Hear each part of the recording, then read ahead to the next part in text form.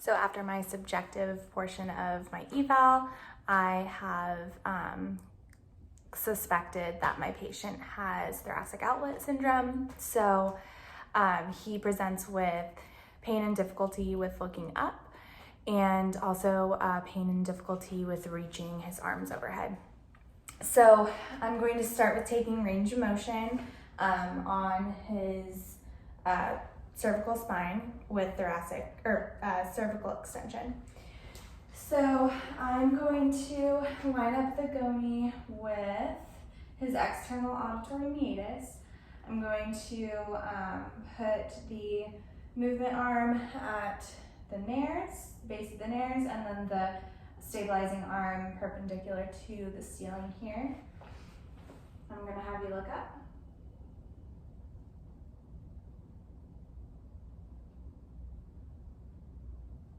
Okay, good, relax. All right, so I got 10 degrees of extension, which is pretty limited here.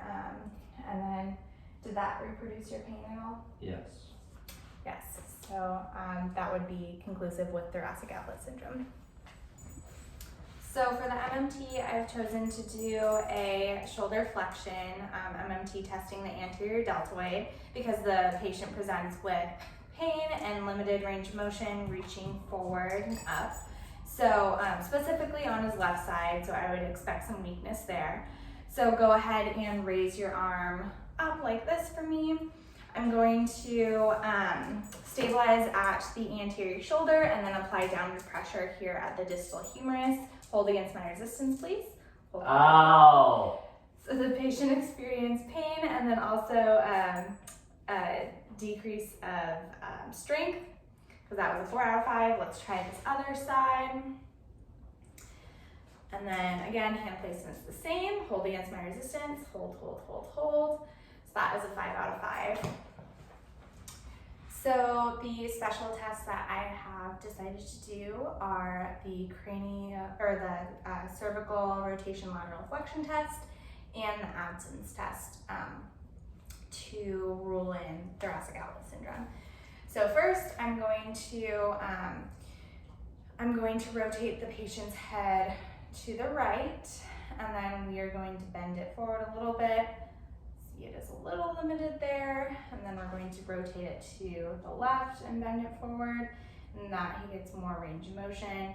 So I noticed that it is blocked when looking to his right, which does coincide with his symptoms down his left side here, and that would be a positive test.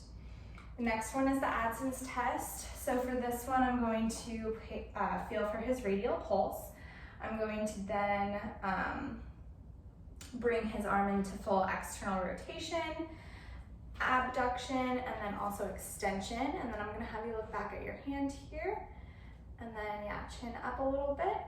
And I'm feeling for a decrease in pulse, which I do feel. And does this recreate your familiar pain? Yes. Okay. So then that would be a positive test for that, and I could check it bilaterally as well. So every test I did led me to think thoracic outlet syndrome. And what I would do at this point is really teach the patient appropriate posture and pain relieving posture, especially for his symptoms. It could be posture related. So I would have him work on his scapular strength to retract his scapula, shoulders back, chest open a little bit more. We'd work on shoulder strength and mobility because he has deficits and weakness with his shoulder flexion. We would also work on, I could do PA mobs to the cervical spine to assist in extension.